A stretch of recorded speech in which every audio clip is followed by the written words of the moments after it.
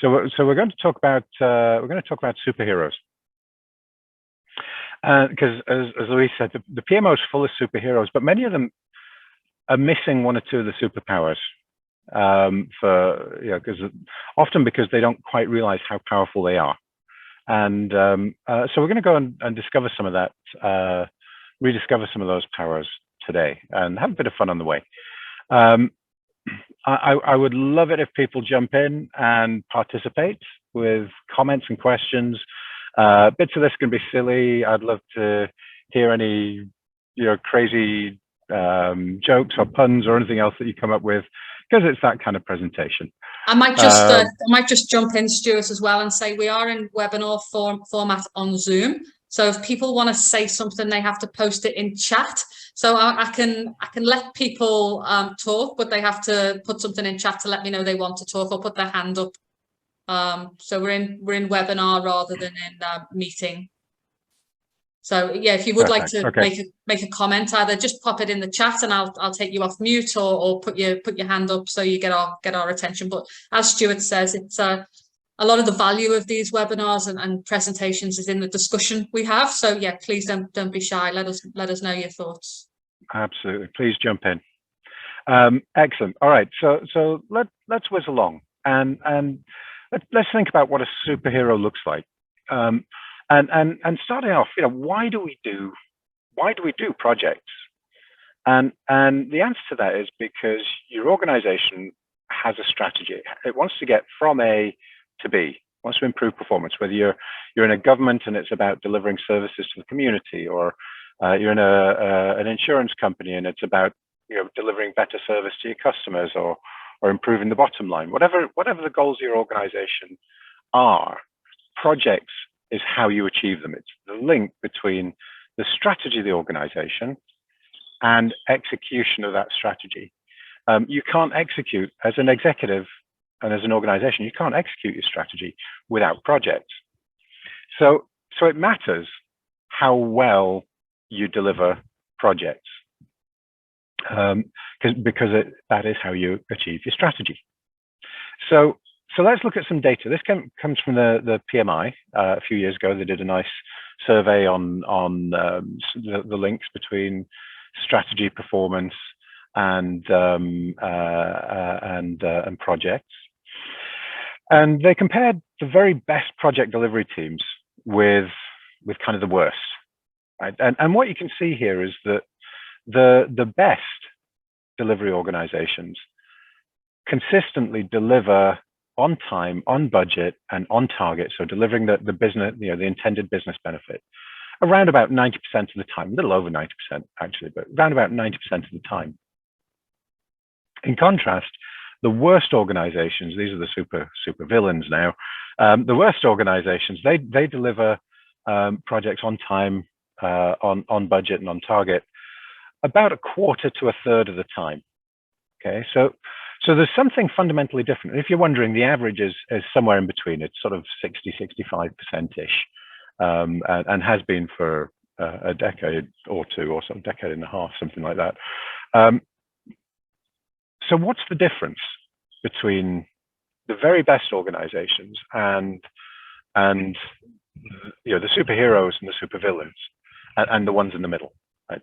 And fundamentally, the difference isn't about project management, because they all know how to run projects. They all know how to, they all have professional project managers, all that kind of good stuff.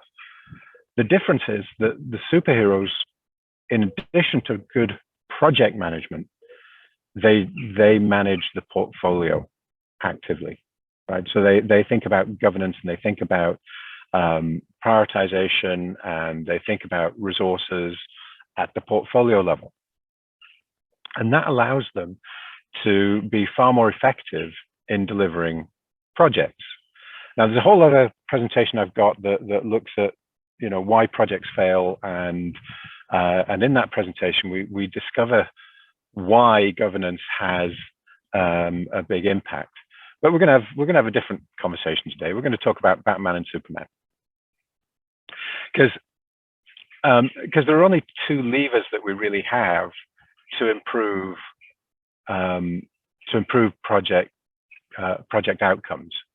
We're gonna dig a little bit into both of them. So the first one is doing the right thing. Right now, to me, this is Superman. Superman is applehood and mother pie. Sorry, motherhood and apple pie. He's all about, you know, the good values, the boy next door, and he always does the right thing. The other thing that you can do is you can do it right. You know, Batman's the other way around. He's a little bit dark, but when he goes out there and gets into a fight, man, does he execute well, right? And so those are the only two levers that we've got for improving project success rates. Is, you know, as I say, we can either pick the right things to do. We can either do the right thing, right? So that's really about picking the right projects to invest in, or we can do it right. We can execute it better.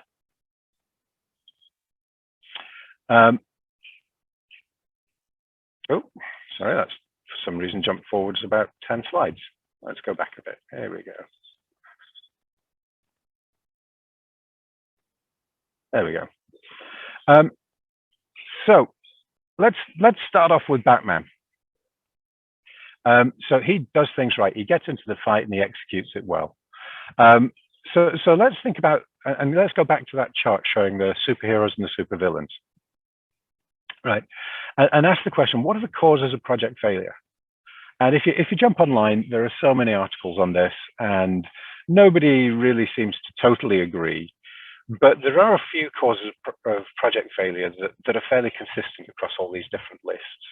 And there's actually quite a large research literature on this as well. So not just people telling you what their opinion is, but researchers going out and looking at what the causes of project failure are. So often what we hear are things like, we don't have enough resources. Oops. We've got too many projects. Oddly enough, that's kind of the same thing.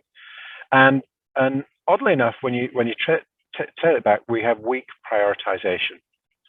We have weak executive sponsorship, which again ties back to the governance. You know, if you're doing the wrong projects and if you don't support your executives and give them the right information, they're not going to sponsor your projects. They're going to wander off and do something much more interesting.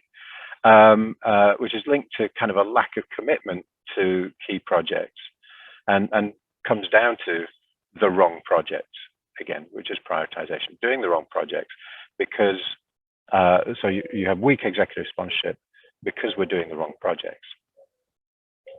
Scope management is another key cause of project failure, and very often that's because there's a lack of clarity around what the business goals of the project actually are, and those business goals are often not well communicated to the project team. And again, that comes down to the prioritization process.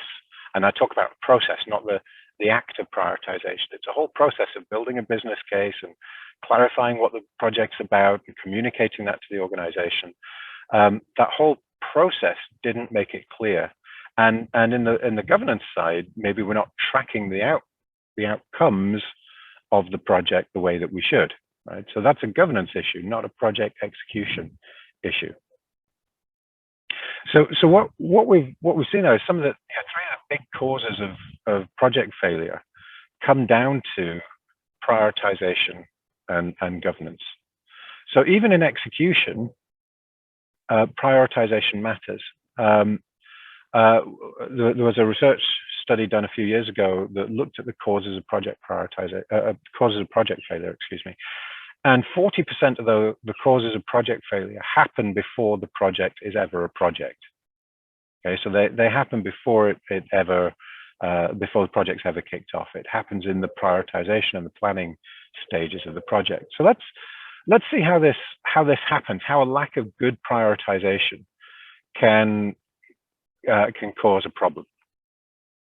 So we're going to look at this company where they build spaceships, and we're going to look at just one of those causes of failure, the too many projects one.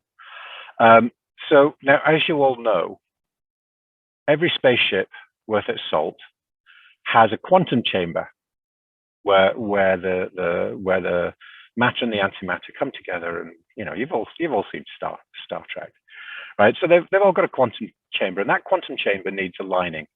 And Jane here is the best darn quantum chamber alignment engineer on the planet, right? So she's really good.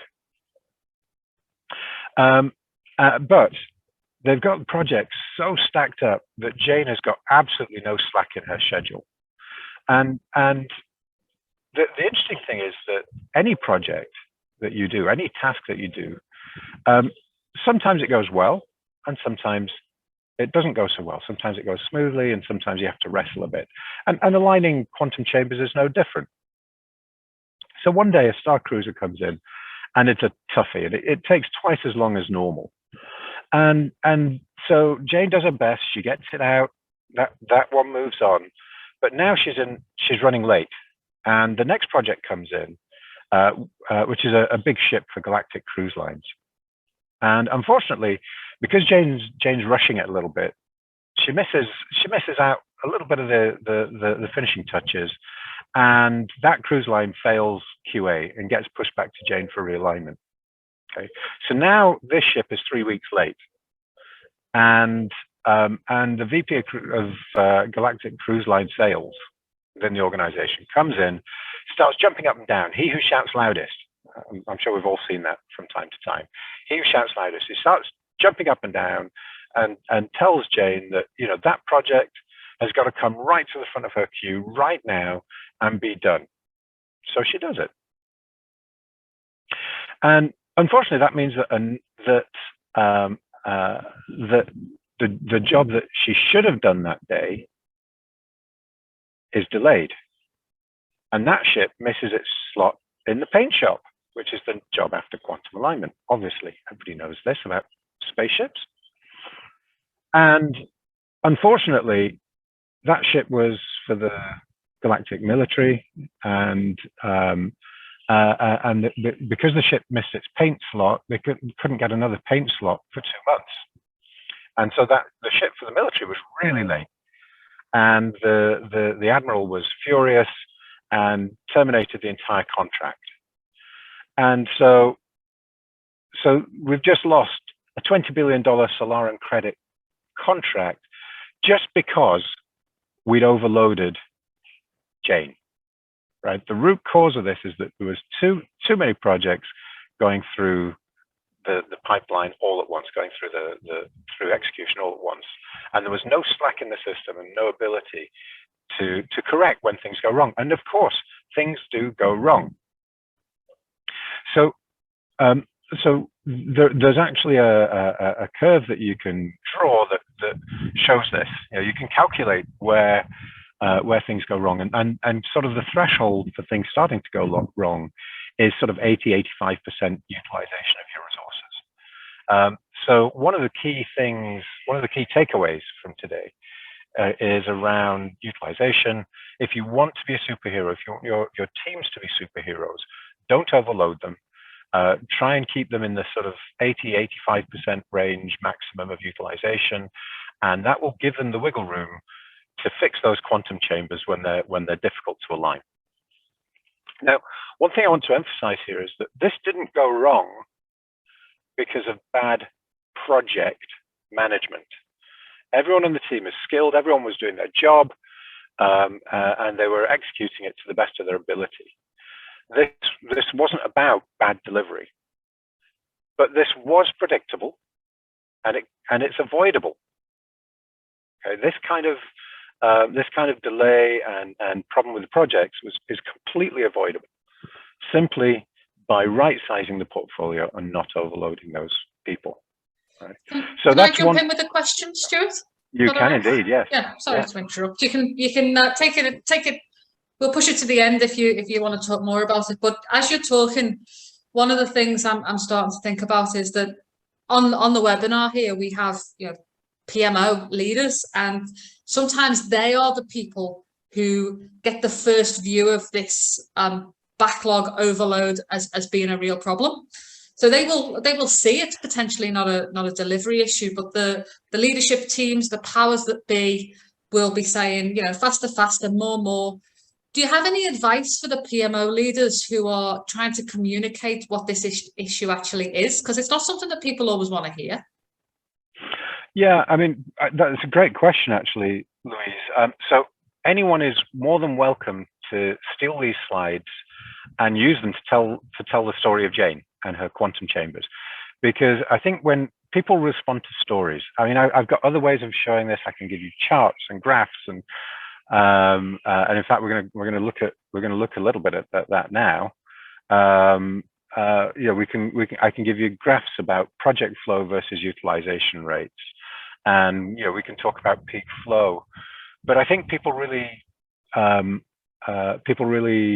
respond to stories a lot. The logic is important as a follow-up, but if you have examples in the organization of where things went really badly wrong, specifically because the team was overloaded, that is a great way to focus people's minds, to say, that thing that you thought was about poor project management. And it's often the project managers that get shot for this, right? That people jump up and down on them saying, why did you mess up that project?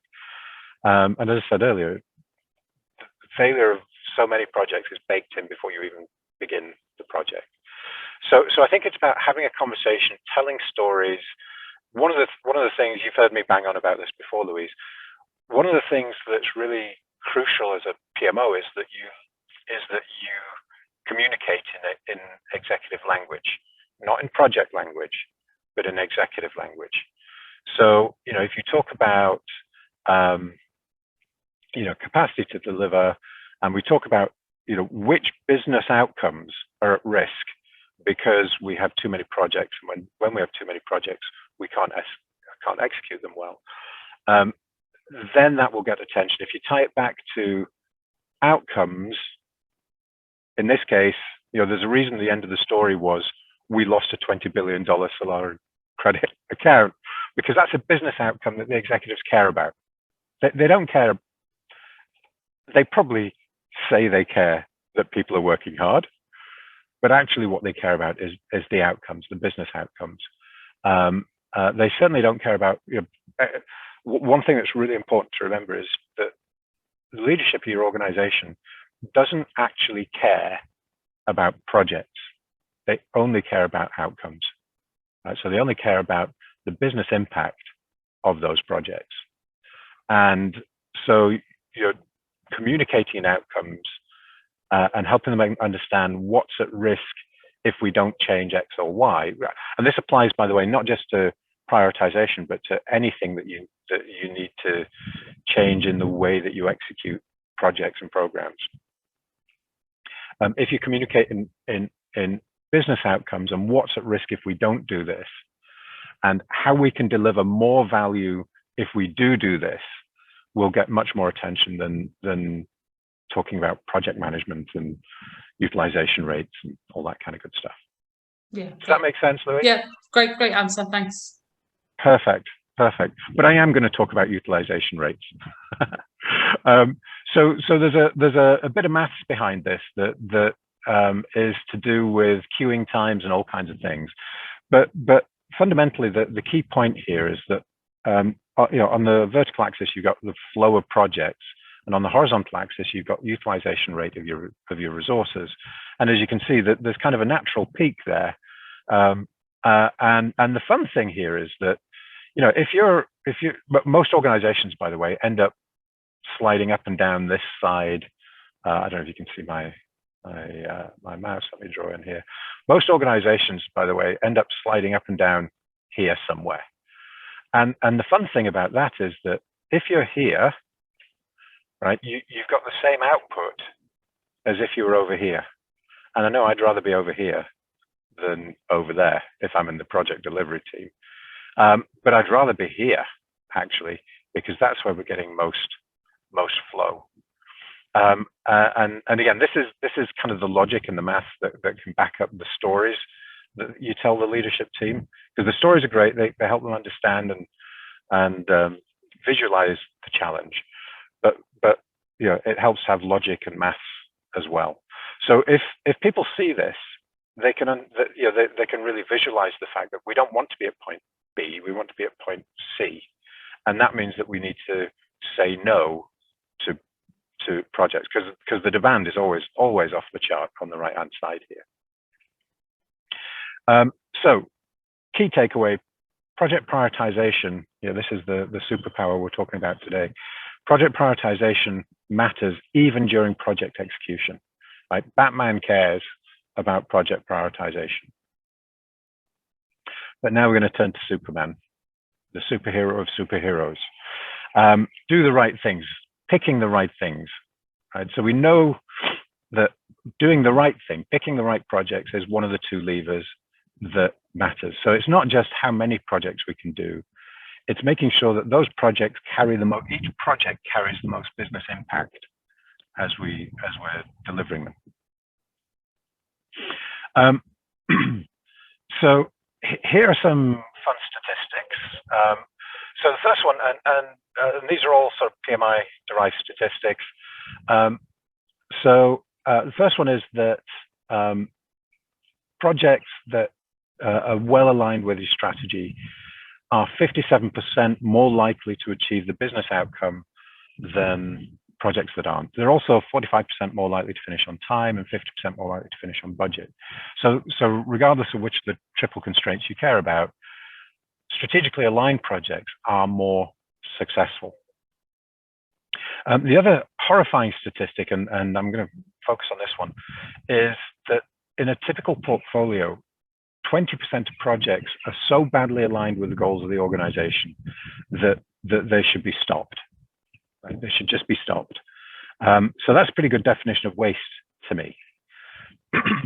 And so the bottom line is that most organizations are not doing the right thing always.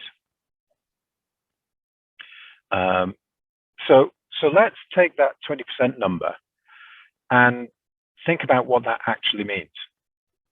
Right? So imagine that you're running a portfolio that equates to $10 million of investment a year. And I usually talk about this in terms of investment, excuse me, because at the PMO level, you're not really managing the company's projects. I'm going to say this twice to make sure you heard it. You're not really managing the company's projects. You're managing the company's investment. Okay? You're not managing the projects. You're managing the investment in the company's future.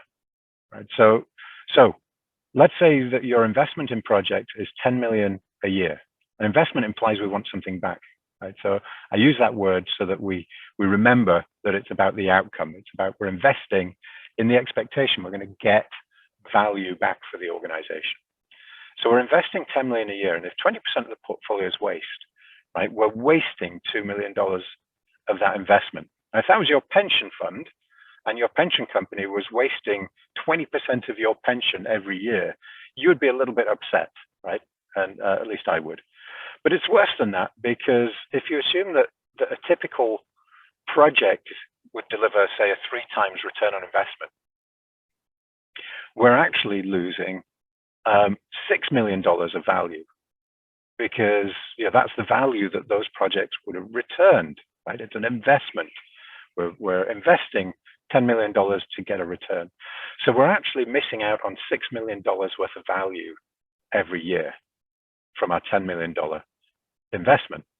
And that's a huge loss. And what we see time and time again, and we do this an awful lot, is that companies put together a spreadsheet, right? Someone will say, "Oh, let's slap together a quick spreadsheet because it's quick and it's easy and mostly because it's free, right? We don't have to spend any money on doing anything, right? We'll just put it in a spreadsheet."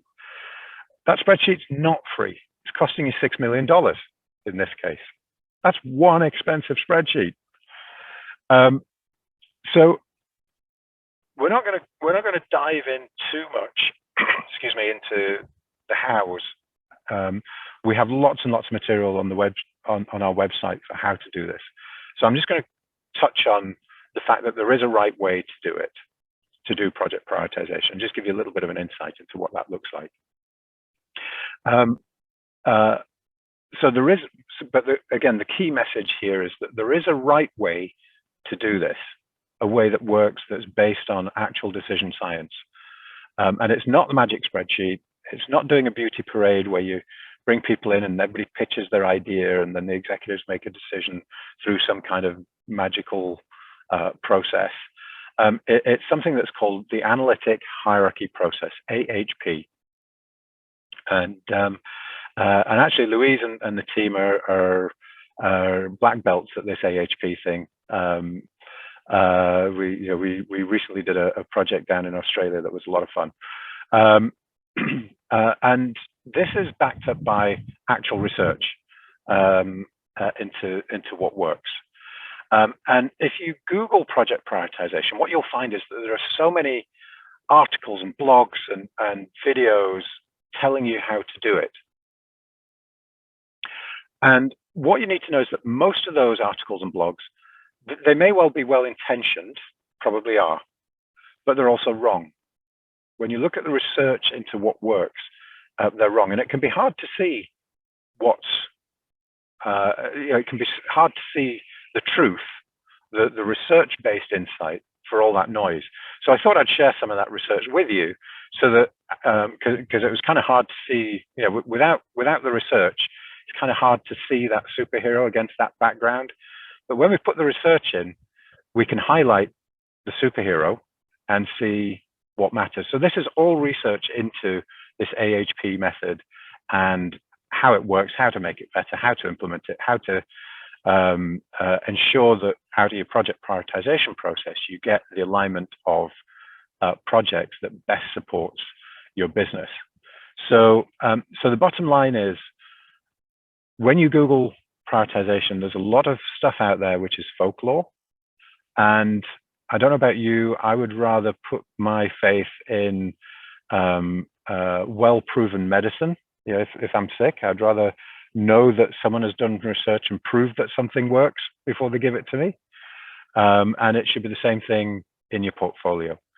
We should be focusing on methods and processes that are proven to work, where there's research into how to do it so that it works, rather than just following folk remedies for project prioritization, like banging together a quick spreadsheet. So this slide exists for one reason and one reason only. I liked the picture and I needed an excuse to put it in. So we're back to Superman, and AHP is our X-ray vision. It helps us understand what's inside the projects, excuse me, what's inside the projects, and what value we can release to the organization, and how to structure the portfolio so that we get the biggest bang for our buck.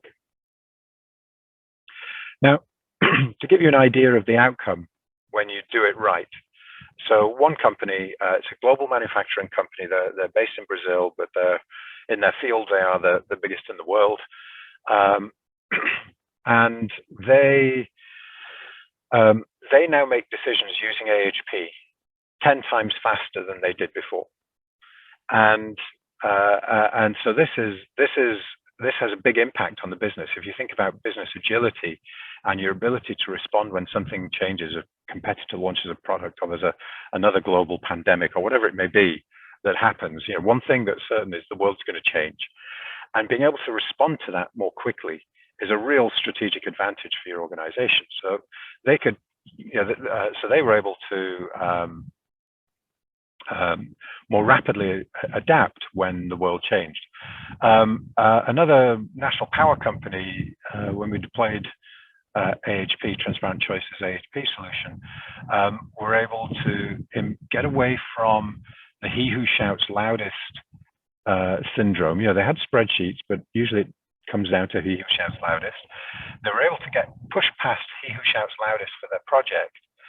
And out of their portfolio was about an $18 million portfolio, 18, and they were able to identify about 6 million euros of waste in that portfolio, right? So that's a third of the portfolio, more or less, that was waste that they were able to then do something about, right? That's a huge impact on the organization. And in fact, fixing prioritization is probably the action that any PMO can do that can have the biggest impact on the organization quickly.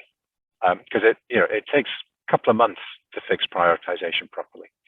And it can take months or years to fix project execution properly. So prioritization is a really quick win, and it can be really visible, as it was in this case. And we just went through a prioritization cycle about a month and a half ago with a large insurance company. And what was really interesting is that the PMO got all kinds of visibility with the leadership team, because prioritization is something you do with the leadership team. This is probably the most interactive you are during the year with the whole leadership team. And coming out of this AHP-based process, the CEO basically said, this is brilliant, and we're having conversations that we should have had years ago. And when you do prioritization right, using AHP, that's what happens. The executives get excited. They get excited about the portfolio. And what happens if they're excited about the projects in the portfolio? Well, they step up and they support those projects throughout the life cycle, helping you solve some of those execution issues about lack of executive engagement. So we've talked about doing things right, do the right things, do things right. Batman and Superman. And interestingly, in both of those, project prioritization was a superpower that each of these superheroes needs to be successful. And again, your prioritization is the thing that really enables Batman and Superman, do the right thing, do it right, to work together. Right? We've all seen the film where they, get in each other's faces and have a bit of a dust up. But in this example, they're going to work nicely together. Where the prioritization, right, the Superman work, sets Batman up to get in there and do the fighting and execute it well. And if Superman doesn't do his job, Batman's going to get beaten up, because there are just going to be too many baddies out there for him to handle. And AHP is your superpower. Now, I've deliberately not talked about what AHP is in this talk, how it works. There's an awful lot of resources on our website if you're interested in finding out what it is. But it's basically it's a decision science methodology, and it's all about collaboration. It's just about getting the leadership team aligned about what it is that they want to achieve as an organization, and then measuring your projects against that vision, against those business goals. So it's fairly straightforward. And actually, Louise, I think you've got some materials on your website as well, haven't you? I think we do have some, but I think as we go, we do have something on prioritization, but I think the bulk of it directs to your website. So you can certainly start reading about it on our website, and then it will funnel you off to, because you've got so much good stuff on there. There's no point us just replicating it. Excellent. Well, this is that website, so you can head on over there whenever you like and grab some of that content. There are tutorials. There's high-level explainers, and if you ask nicely, we'll even give you access to our client hub, where you have really detailed training in transparent talks, where we look at the detail of what does best practice look like, and how do you get through that. So there we go. Superheroes. Prioritization is your superpower, and AHP is the way to do it. Brilliant. I think that's the end. Thanks, Stuart. Before I open up for questions, I'd just like to make a comment. And I know obviously we could spend hours talking about the details of the analytical hierarchy process. But I want to say, for me, there's a villain that we haven't mentioned, and it's the Joker or Lex Luthor. Actually, we watched about 5 minutes of Superman 2 the other night, and there was a space villain trying to throw a school bus, and I can't remember, Zarkos, was it, or something? It was really bad. It hasn't aged well. But that level of villain in this piece is subjectivity. And that's what makes AHP such a great tool. It's General Zod. Yes, thank you, David. I knew you'd remember. General Zod was a real baddie. And in our example here, that's just subjectivity. AHP means that people are making decisions based on objective decisions. And so, as Stuart mentioned, we did a piece of work quite recently with a global organization who was very prone to that squeaky wheel syndrome. The squeaky wheel got the oil, and they were just overcommitted, and they made real impact, both in tangible dollars and in just the volume and the resource kind of capacity that was just strangling them. It was killing them. So I would say that the Joker, or General Zod in this case, is subjectivity, and AHP can really help you get past that and do that collaboration piece with the leadership team. Great. So 100%.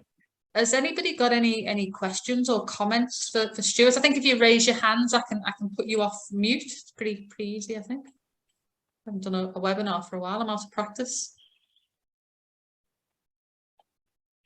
Shocked silence.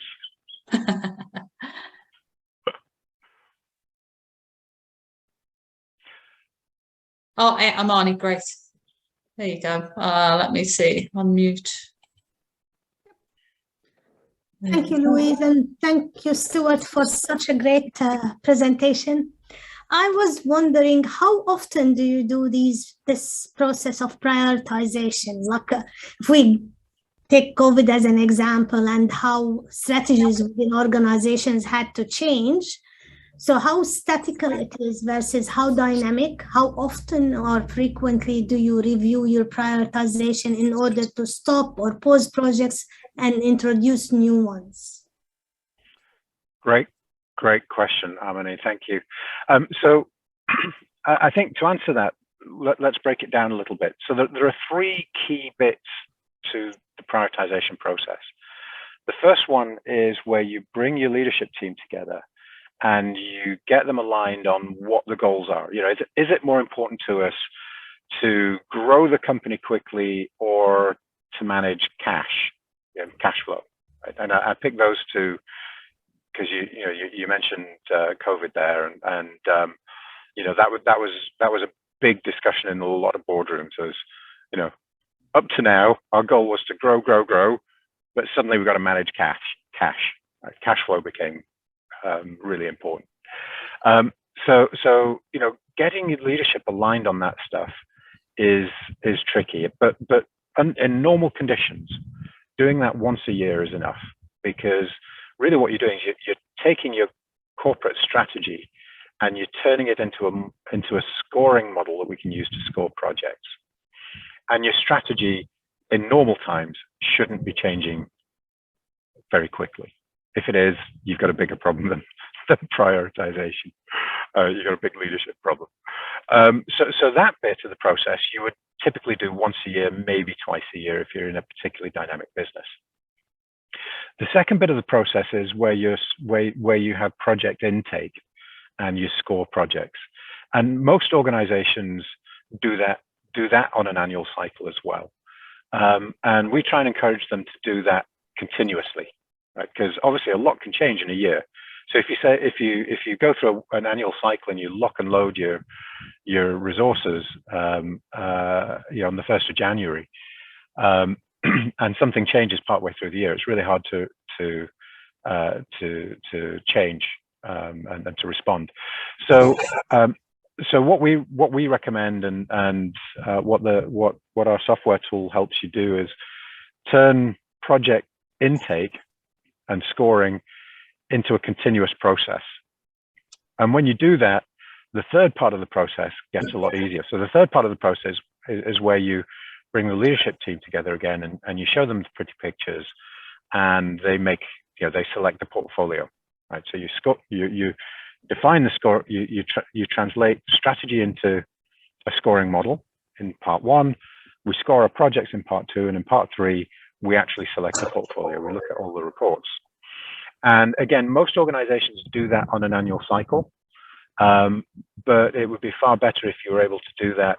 What we actually recommend is that you do that with the whole leadership team as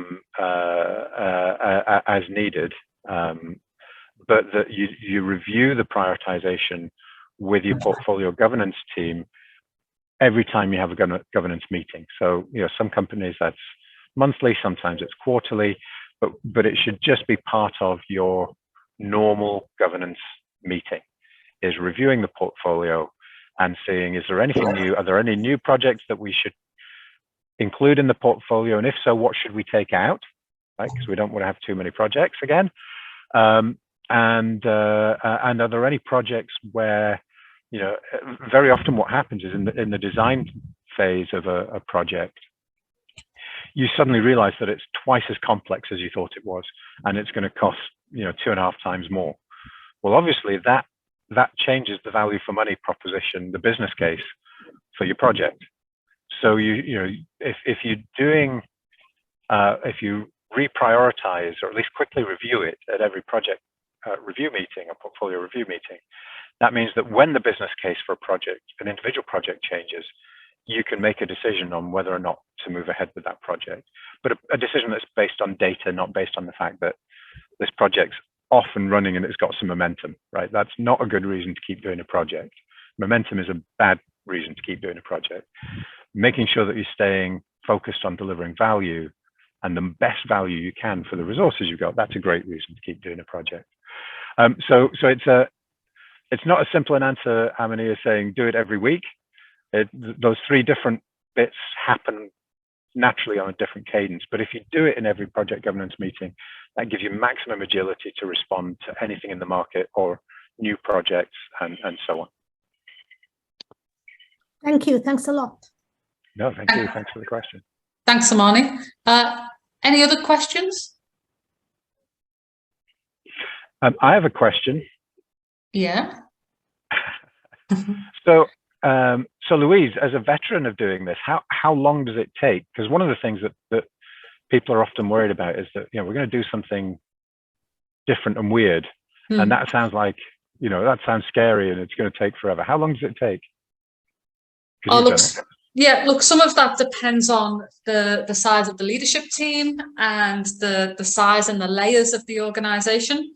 The most recent one we did in this space was a global organization with a couple of levels of executive team, and they were committed to the process, actually very firmly committed to the process, but they committed to the process without understanding what it would mean to them at an executive level. So who doesn't want to be more effective about prioritizing projects? Who doesn't want to right size their capacity and their portfolio? It all sounds great at a high level, but then once people start understanding that they're not going to get the things that they want done, pet projects and the like, then that starts to, you start to get a little bit of change resistance.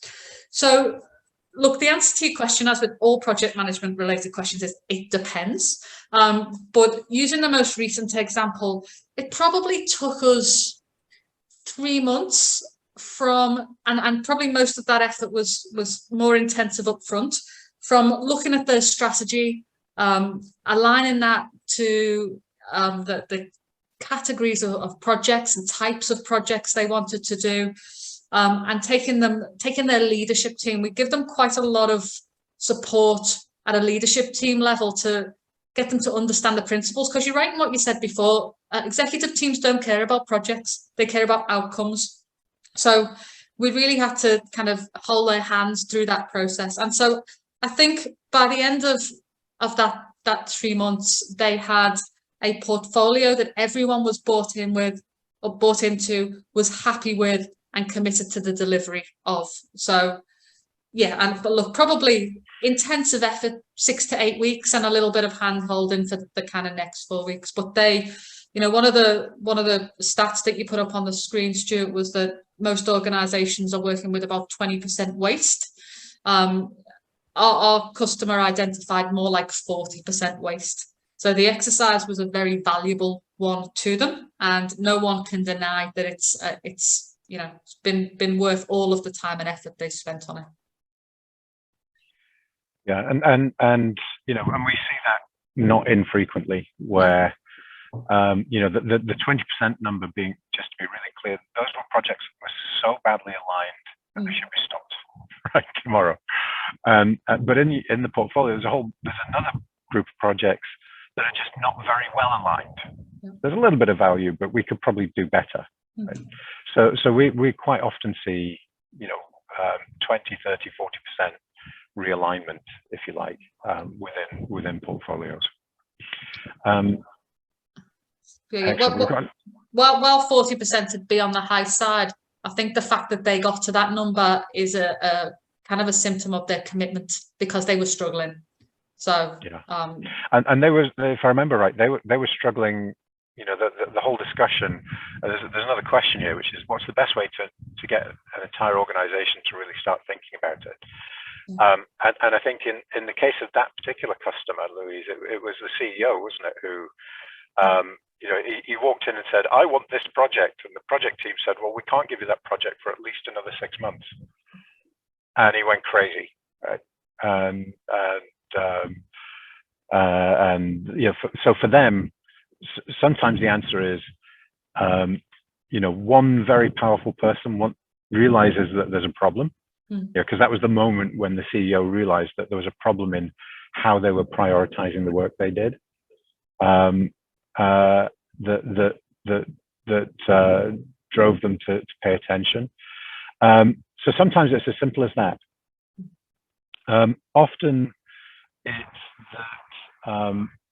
that people know that their projects are just taking too long, or that they don't have visibility into when things are going to happen. You know, different people around the organization. You know, earlier on, I said that one of the biggest skills for a PMO is to learn to speak business and not projectese. And so there's not. I don't think there's ever. You know, there's not usually one thing that is the reason everyone buys in. What you usually find is that the reasons are different, and it's always about getting access to resources, getting predictability is one of the big ones. Predictability of project delivery or outcome delivery is a big one, where organizations really don't have faith in whether or not projects are going to land on time or at all, in fact. And you know, if you can help the team understand the link back to prioritization and portfolio management more generally, that they have to focus on that, not just on the execution piece, then they'll start to pay attention to it. So it really varies, I'm afraid. Again, there's a nice little blog on our website that will give you some of the reasons that people buy in, because it's not just the leadership team. You need to get, you know, project managers and everybody else that's involved in the process will need to buy in at some level. But it fundamentally comes down to value delivery is blocked somewhere, and to unblock it, we need to prioritize, because we need to focus on delivering what's important and not slow down the important projects. You know, we did a project with a large manufacturing company where you know, they were prioritizing projects going into their design engineering team, and there it was really simply the fact that they could see that you know, the demand for projects had kind of tripled over a 3-year period, but the team hadn't grown at all. So sometimes it's an organizational change that triggers it. Sometimes it's a change in the market. Sometimes it's about competition, getting away from them. One of our customers, oddly enough, it's about compliance, and it's an organization in a regulated industry, and the regulator had jumped up and down on them and told them 100 ways they weren't compliant with regulations, and they were trying to figure out which things do we need to fix first, and they just couldn't get their arms around it. So the trigger really is different for every organization, and my advice is engage with your leadership team, understand what they want from you, Like, what's most important to them? Is it about speed of delivery, predictability, and then just help them understand the link back through. I'm not saying in this talk project execution is not important, right? That's what Batman's for. But you also need Superman if you're going to help Batman be successful. Great, thank you, Stuart. If you have any other questions, don't hesitate to email myself, or you can see Stuart's email on the bottom of the slide there.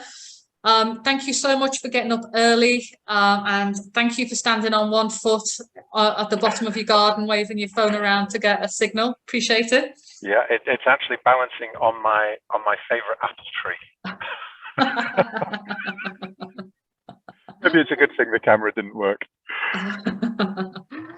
All right. Well, thank you for joining us. We will send a copy of this the recording around to those that have registered. Stuart, have a great bank holiday, and everybody else have a good evening. And yeah, we'll see you all soon, hopefully. Thanks, folks. Thanks, folks.